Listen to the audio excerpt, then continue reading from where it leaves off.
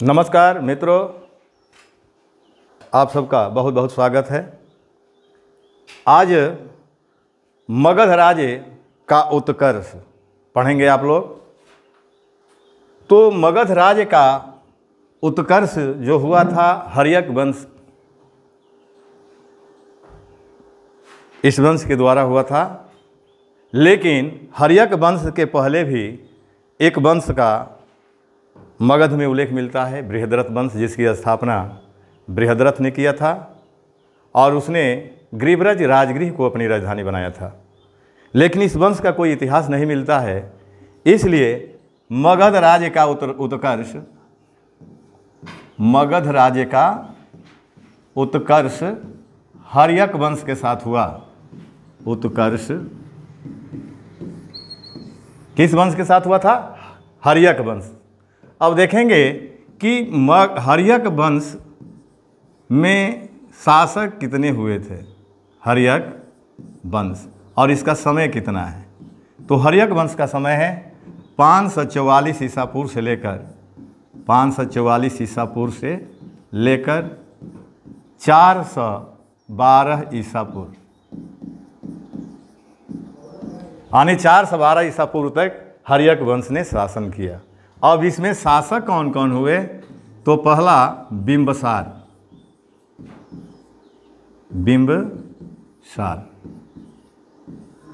यहां ध्यान देंगे, यानी हर्यक वंश की स्थापना किसने किया था? बिंबसार ने किया था। और इसका समय कितना है? 544 ईसा पूर्व से 544 ईसा पूर्व से 493 ईसा पूर्व, इसका समय है। अब इसके विषय में आप जानेंगे। देखिए, हर्यक वंश की स्थापना किसने किया था? तो बिंबसार ने किया था। और इसे भारतीय इतिहास में श्रोणी के नाम से जाना जाता है, क्षेत्रौजस के नाम से जाना जाता है। और मगध पर इसने 52 वर्षों तक शासन किया था। यानी बिंबसार कितने वर्षों तक शासन किया था? 52 वर्षों तक शासन किया था। और यह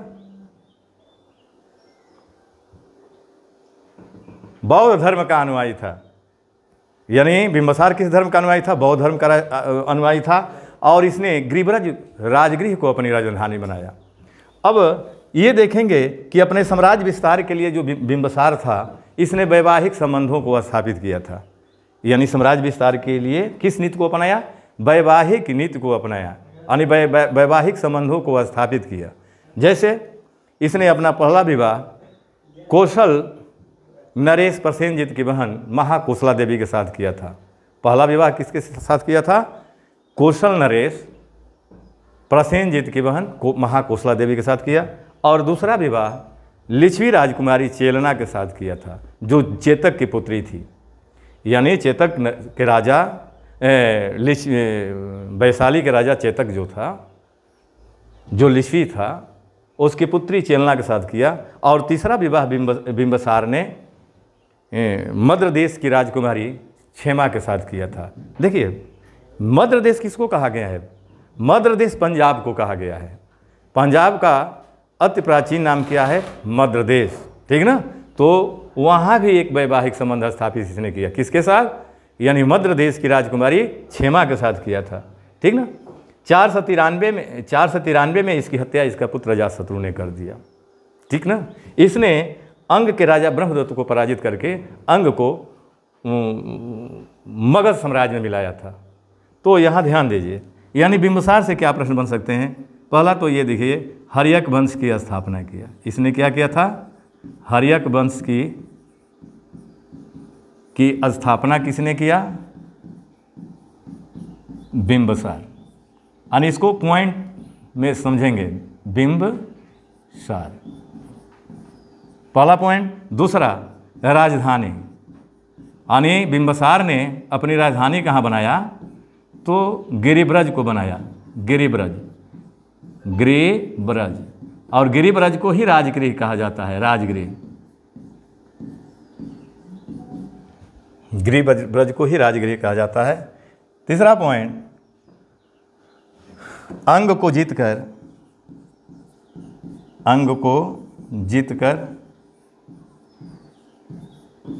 मगध साम्राज्य में मिलाया।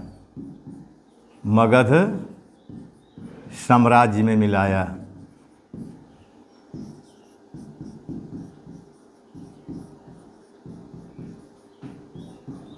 अगला पॉइंट, इसका राजवैद्य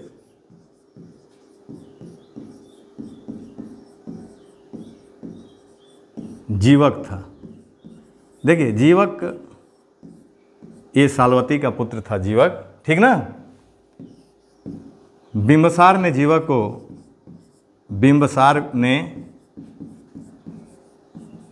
को अवंती के राजा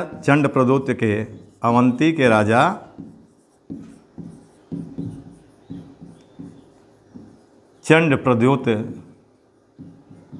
के दरबार में भेजा था, के दरबार में भेजा। इसका कारण यह था कि चंडप्रद्योत जो था पांडु रोग, यानी चंडप्रद्योत को पांडु रोग हो गया था। पांडु रोग का मतलब जानते हैं क्या होता है? पीलिया रोग, जिसको जेंडिस कहते हैं, ठीक ना। तो चंडप्रद्योत जो है कि नहीं, पांडु रोग यानी पीलिया रोग का अति प्राचीन नाम मिलता है पांडु रोग।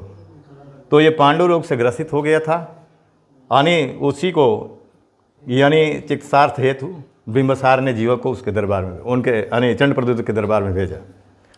अगला पॉइंट यहाँ से बन सकता है कि इसे भारतीय इतिहास में बिंबसार को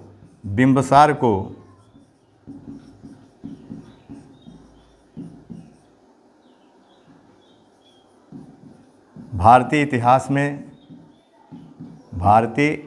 में श्रोणिक कहा गया है। क्या कहा गया है? श्रोणिक और क्षेत्रौजस कहा गया है।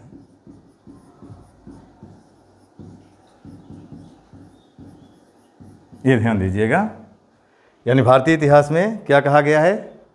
क्षेत्रौजस कहा गया है।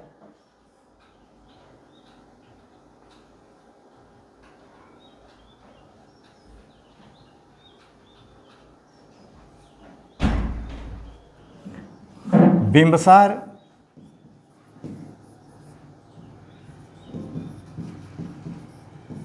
मगध पर 52 वर्षों तक शासन किया।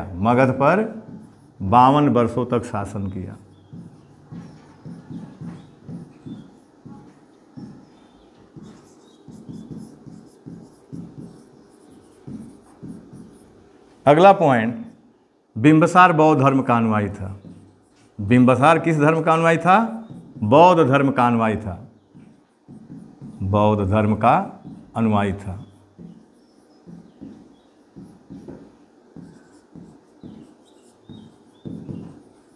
अब देखिए, ये तो समान पॉइंट है उससे संबंधित। अब इसने साम्राज्य विस्तार के लिए वैवाहिक नीति को अपनाया था। साम्राज्य विस्तार के लिए क्या किया था?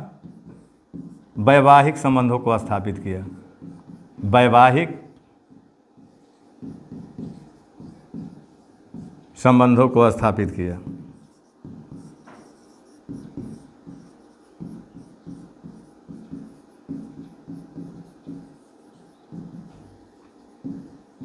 अब देखिए, इसने पहला विवाह, यानी बिंबसार पहला विवाह किसके साथ किया था? पहला विवाह तो यहाँ देख लीजिए, यानी कौशल नरेश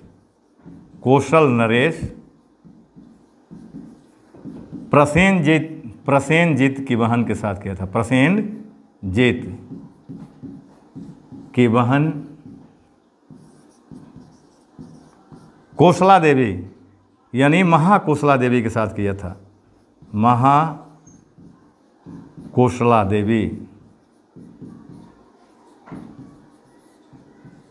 देवी के साथ किया। अब देखिए, दूसरा विवाह इसने क्या किया था? दूसरा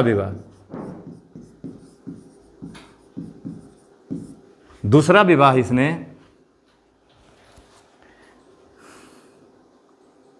लिच्छवी राजकुमारी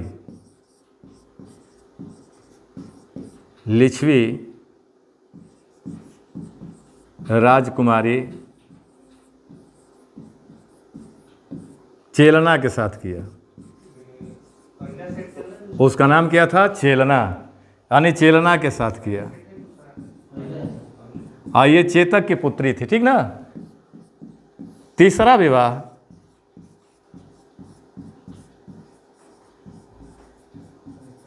इसने तीसरा विवाह मद्र देश की राजकुमारी के साथ किया। मद्र देश, और मद्र देश को क्या कहते हैं आज? पंजाब कहते हैं। यानी पंजाब में भी उसने शादी किया था। मद्र देश की राजकुमारी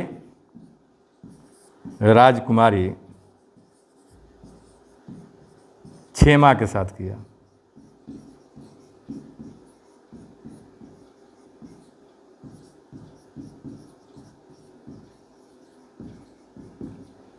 तो हर्यक वंश के का जो शासक बिंबसार है, उससे संबंधित जो भी प्रश्न बनते हैं आपको बता दिया गया। अब देखेंगे कि इसकी हत्या किसने किया था। इसकी हत्या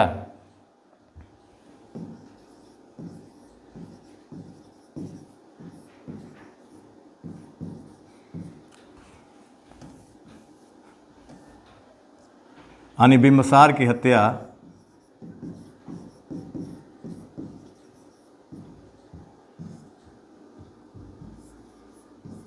493 ईसा पूर्व में उसका पुत्र अजातशत्रु ने कर दिया। उसका पुत्र अजातशत्रु ने कर दिया।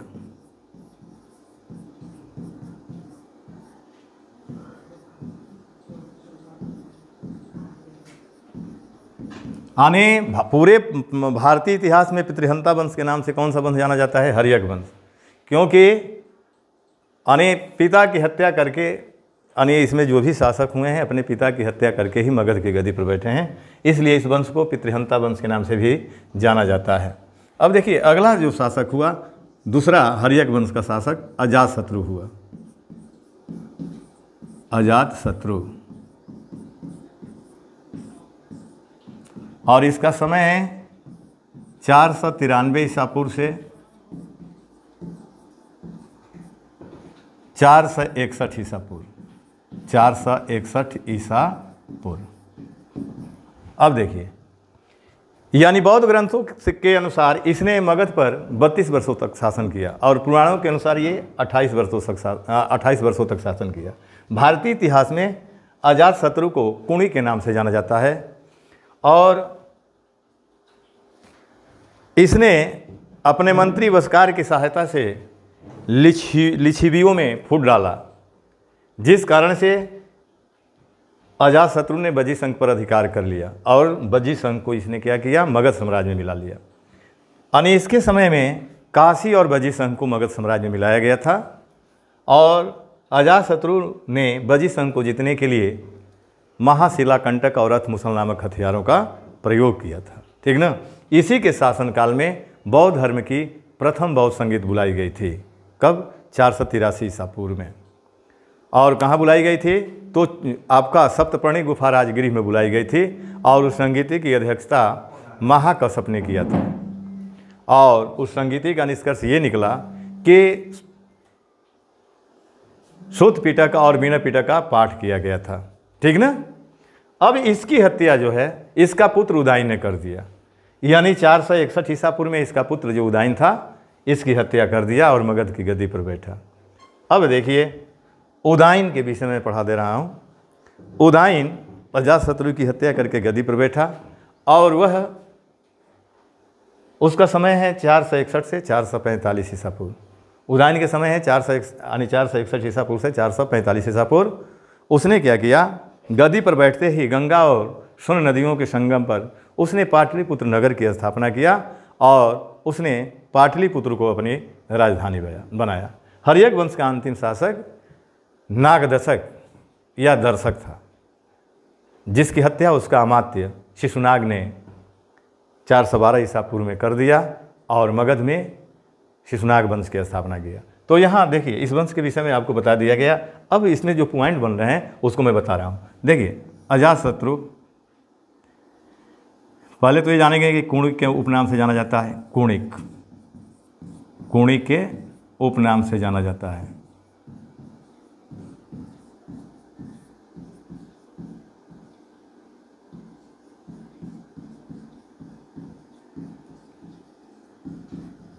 दूसरा पॉइंट इसमें ये जानिए, मगध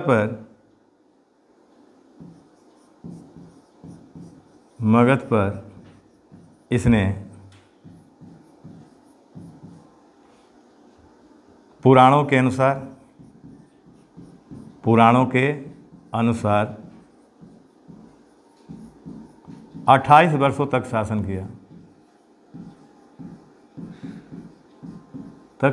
किया।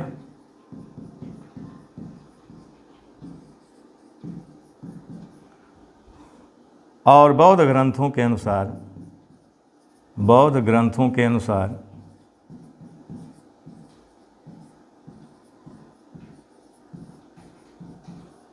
32 वर्षों तक शासन किया।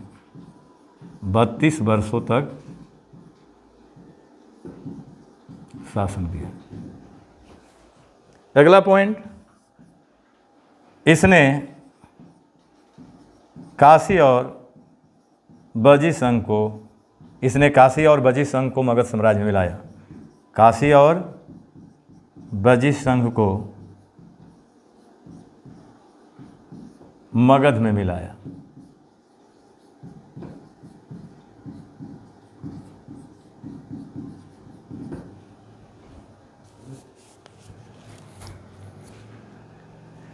अगला पॉइंट बना सकते हैं, अजातशत्रु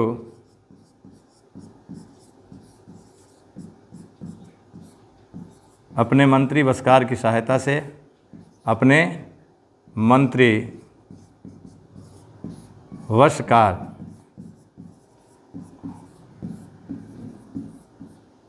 सहायता से लिच्छिवियों में फूट डालकर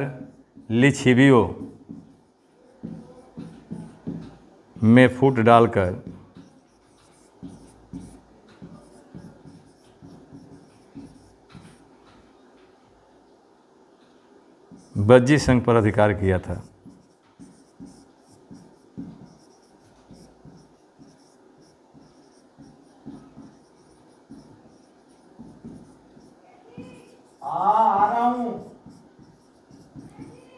ठीक ना।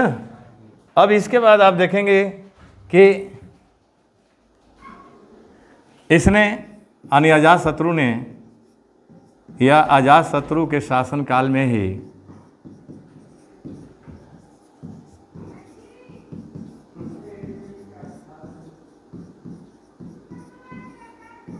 बौद्ध धर्म की द्वितीय संगीत बुलाई गई थी। यानी बौद्ध धर्म की द्वितीय नहीं, बौद्ध धर्म की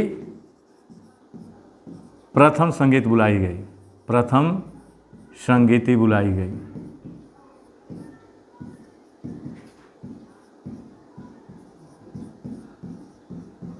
यहाँ ध्यान दीजिएगा। अब बौद्ध धर्म की प्रथम बौद्ध संगीत कब बुलाई गए थे, यहाँ लिख सकते हैं प्रथम बौद्ध संगीत।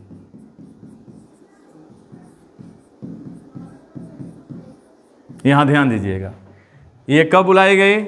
483 ईसा पूर्व। 483 ईसा पूर्व। कहाँ? यानी स्थान अगर पूछता है किस स्थान पर? सप्तपर्णी गुफा।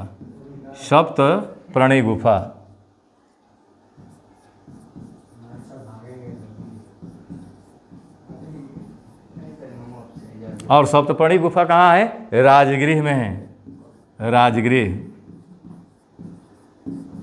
और इसकी अध्यक्षता किसने किया था?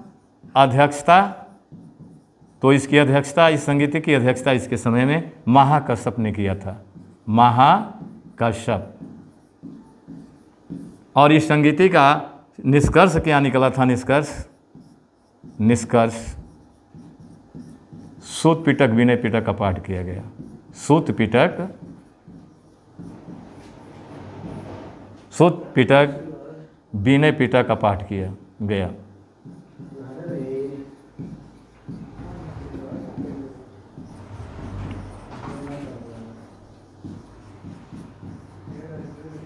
अब देखिए, यानी अजातशत्रु की हत्या उसके पुत्र उदय ने कर दिया। अब अगला पॉइंट है अजातशत्रु की हत्या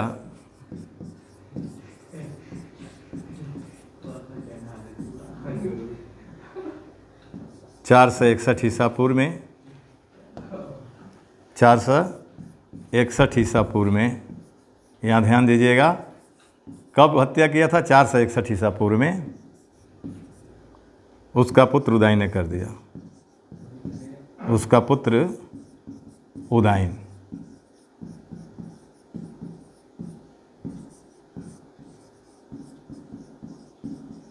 तो अजातशत्रु से इतने पॉइंट बनते हैं, ठीक ना। अब अगला शासक है उदाइन, यानी हर्यक वंश का अगला तीसरा शासक कौन है? उदाइन है, उदाइन। अब देखिए उदाइन का समय पहले ज्ञात कीजिए। उदाइन का समय कितना है? 461 ईसा पूर्व से 445 ईसा पूर्व है, 445 ईसा पूर्व इसका समय है। अब देखिए इसका महत्वपूर्ण कार्य क्या है? अपने पिता अजातशत्रु की हत्या करके गद्दी पर बैठा और इसने क्या किया कि गंगा और सोन नदियों के संगम पर पाटलिपुत्र एक शहर की स्थापना, नगर की स्थापना किया और उसे अपनी राजधानी बनाया। मात्र यही एक पॉइंट मिलता है इसके समय का। तो उदाइन ने क्या किया था? इसने गंगा और सोन नदियों के संगम पर, गंगा और सोन नदियों के संगम पर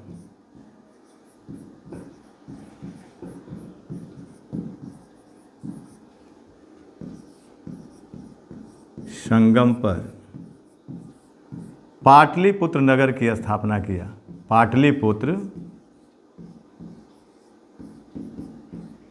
नगर की स्थापना किया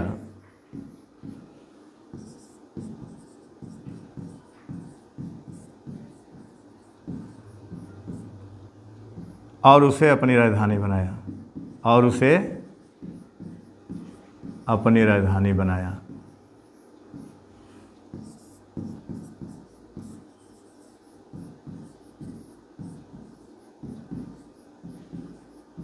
यहाँ ध्यान दीजिएगा, यानी पाटलिपुत्र नगर की स्थापना या शहर की स्थापना किसने किया? प्रश्न बार बार बनता है। तो उदाइन ने किया था। पाटलिपुत्र के पहले इसका नाम क्या था? तो कुसुमपुर था। पाटलिपुत्र के पहले क्या नाम था? कुसुमपुर। ये भी जान लीजिएगा, यानी कुसुमपुर का नाम चेंज करके उसने क्या कर दिया? पाटलिपुत्र कर दिया। तो ये आपके पॉइंट है। अब इस वंश का अंतिम शासक, इस वंश का अंतिम शासक कौन था? इस वंश का अंतिम शासक नागदशक था। अंतिम शासक नागदशक। नागदशक को दर्शक के भी नाम से जाना जाता है। नागदशक को, इसको नागदशक इसको कहते हैं, ठीक ना। नागदशक, कोष्ठ में इस दर्शक कर लीजिए। नागदशक था। अंतिम शासक कौन था हर्यक वंश का? नागदशक। और इसकी हत्या किसने, इसको पदच्युत किसने किया था? इसी का अमात्य, यानी अमात्य शिशुनाग। शिशुनाग ने इसे पदच्युत कर, शिशुनाग ने इसे पदच्युत कर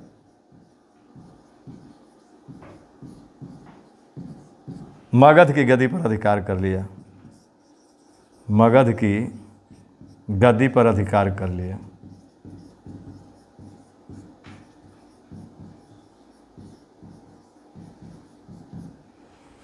तो हर्यक वंश आपका समाप्त हो गया। अब अगला वंश हम देखते हैं, शिशुनाग वंश। शिशुनाग वंश। अब यहाँ ध्यान देंगे, शिशुनाग वंश का समय कितना है? 412 ईसा पूर्व से लेकर 344 ईसा पूर्व। 344 ईसा पूर्व, यानी 412 में हर्यक वंश का अंत हो गया। फिर मगध में शिशुनाग वंश का उदय हुआ और इसका समय 412 से 344 ईसा पूर्व है। अब इसमें देखेंगे पहला शासक कौन है? तो शिशुनाग है। शिशुनाग, पहला शासक कौन है? शिशुनाग, जिसने नागदशक की हत्या करके मगध में शिशुनाग वंश की स्थापना किया था। तो इसने क्या किया? इसका समय पहले जान लीजिए। 412 ईसा पूर्व से 394 ईसा पूर्व। 394 ईसा पूर्व यानी शिशुनाग का समय है। अब इसने क्या किया था, जब गद्दी पर बैठा तो इसने क्या किया, बज्जियों पर कठोर नियंत्रण रखने के लिए इसने वैशाली को अपनी राजधानी बनाया था और वत्स और अवंती को जीतकर मगध साम्राज्य में मिलाया था। इसने इसके समय के दो बहुत महत्वपूर्ण कार्य हैं। पहला कार्य तो ये आप देखेंगे कि शिशुनाग जब गद्दी पर बैठा तो इसने क्या किया, बज्जियों पर कठोर नियंत्रण रखने के लिए, यानी बज्जी संघ के जो थे, बज्जियों पर कठोर नियंत्रण रखने के लिए, कठोर नियंत्रण रखने के लिए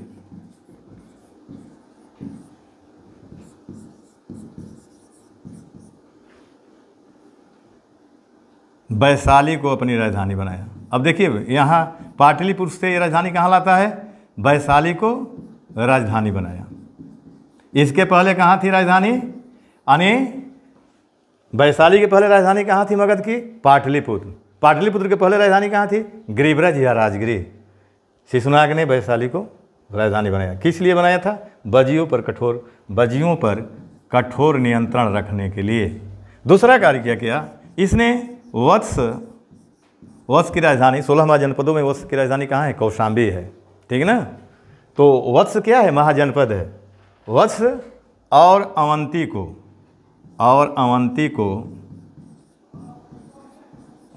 अवंती को मगध साम्राज्य में मिलाया।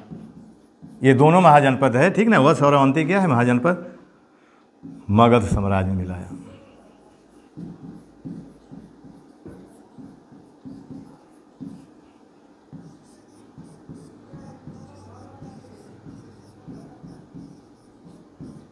अब देखिए अगला शासक, दूसरा जो शासक है,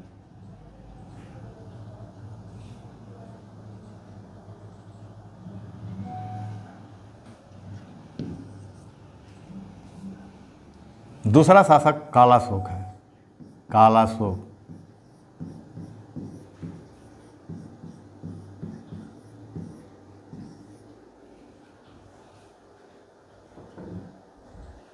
अब इसका समय 393 ईसा पूर्व से लेकर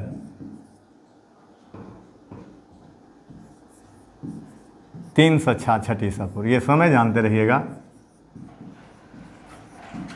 इसका समय कितना है, 393 ईसा पूर्व से 366 ईसा पूर्व। अब देखिए भारतीय इतिहास में इसको काकवर्ण कहा जाता है। भारतीय इतिहास में इसको काकवर्ण के नाम से जाना जाता है।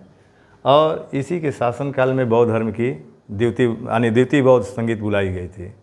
और कहाँ बुलाई गई थी, चुलबगा वैशाली में बुलाई गई थी, जिसकी अध्यक्षता शावक मीर ने किया था। और इसी के समय में बौद्ध धर्म 2 संघों में बट गया, स्थविर और महासंघिक। यही इसके समय का महत्वपूर्ण पॉइंट है, ठीक ना।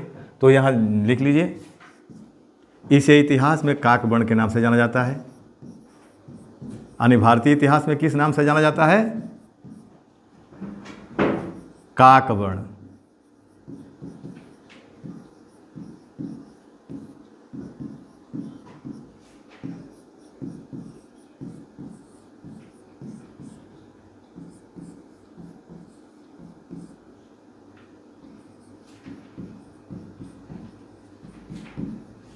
काले रंग का था इसलिए उसको काकवर्ण कहा गया। दूसरा पॉइंट, बौद्ध धर्म की द्वितीय संगीत बुलाई गई। यानी इसी के समय बौद्ध धर्म की द्वितीय संगीत बुलाई गई थी, द्वितीय संगीति। तो द्वितीय संगीति कब बुलाई गई थी, तो इसका समय है, यहाँ ध्यान दें, समय 383 ईसा पूर्व है, 383 ईसा पूर्व। स्थान कहाँ बुलाया गया था, तो चुलबगा वैशाली। चुलबगा ये वैशाली में है, यहाँ ध्यान दें। और अध्यक्षता किसने किया था, अध्यक्ष, तो अध्यक्ष ये आपका शावक मीर को बनाया गया था। शावक मीर को अध्यक्ष बनाया गया था। और निष्कर्ष द्वितीय संगीत का क्या निकला था, निष्कर्ष, तो बौद्ध धर्म 2 संघों में बट गया। बौद्ध धर्म दो संघों में बट गया, दो संघों में बट गया।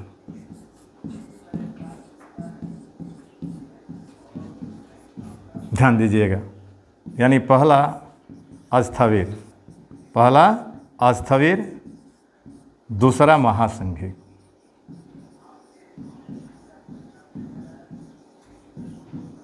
यह ध्यान दीजिएगा, एक बार पुनरावृत्ति कर लीजिए। यानी दूसरा शासक शिशुनाग वंश का दूसरा शासक कालाशोक, जो महानतम शासक इसको माना जाता है शिशुनाग वंश का। इसका समय है 393 ईसा पूर्व से 366 ईसा पूर्व। इसे इतिहास में काकवर्ण के नाम से जाना जाता है। काकवर्ण इसलिए कहा गया, वो काले रंग का था। और बौद्ध धर्म की द्वितीय संगीत इसी के समय बुलाई गई थी। यानी जो बौद्ध धर्म की द्वितीय संगीति है इसी के समय बुलाई गई थी। इसका समय है 383 ईसा पूर्व, इसी के समय में बुलाई गई थी। स्थान कहाँ बुलाया गया था? तो चुलबग्गा वैशाली में। अध्यक्ष साबक मीर। और निष्कर्ष क्या निकला? बौद्ध धर्म दो संघों में बट गया, पहला अस्थविर, दूसरा महासंघिक। अब इस वंश का अंतिम शासक जो था, इस वंश का अंतिम शासक यहाँ देख लीजिए, इस वंश का अंतिम शासक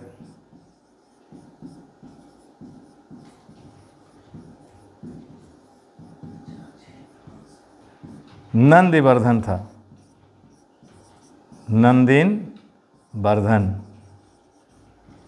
नंदिवर्धन को महानंदिन भी कहा जाता है। यहाँ ध्यान दीजिएगा, नंदिवर्धन को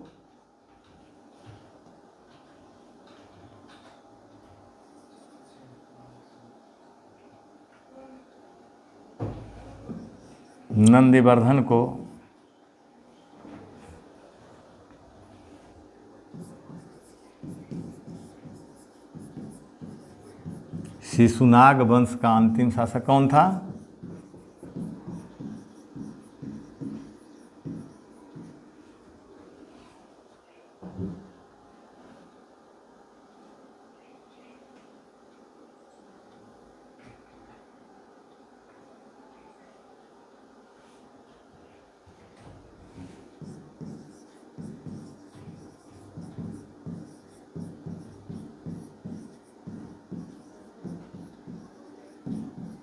अंतिम शासक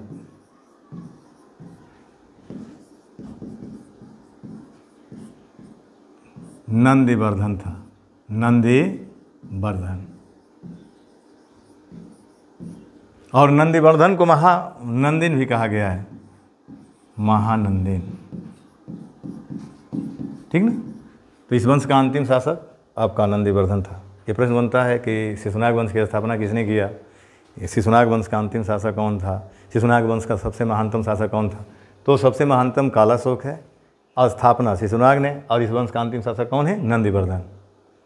और शिशुनाग ने राजधानी कहाँ बनाया, ये भी प्रश्न बनता है। तो वैशाली में। कालाशोक ने कहाँ राजधानी बनाया? पाटलिपुत्र में। तो ऐसे प्रश्न बनता है इस वंश से। अब अगला हम देखते हैं नंद वंश।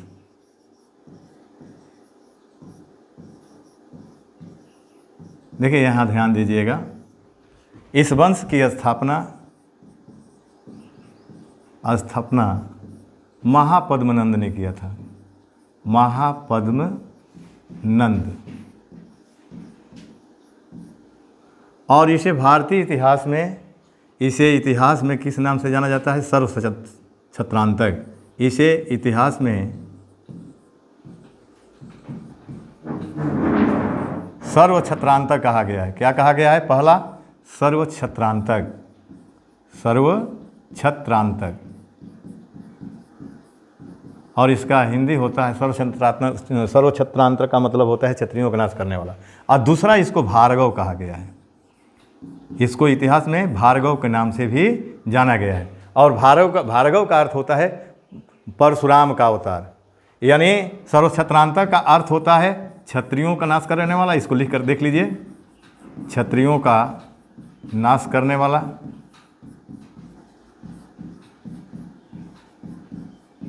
और भार्गव का अर्थ होता है परशुराम का अवतार, परशुराम का अवतार। अब देखिए, इसको पुराणों में शूद्र शासक कहा गया है। यानी पुराणों में क्या कहा गया है, यह शूद्र शासक था, ऐसा कहा गया है। इसे पुराणों में शूद्र शासक कहा गया है।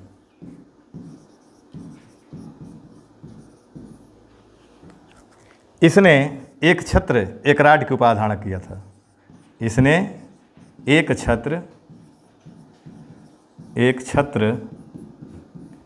और एक राट की उपाधि धारण किया, एक राट की उपाधि धारण किया।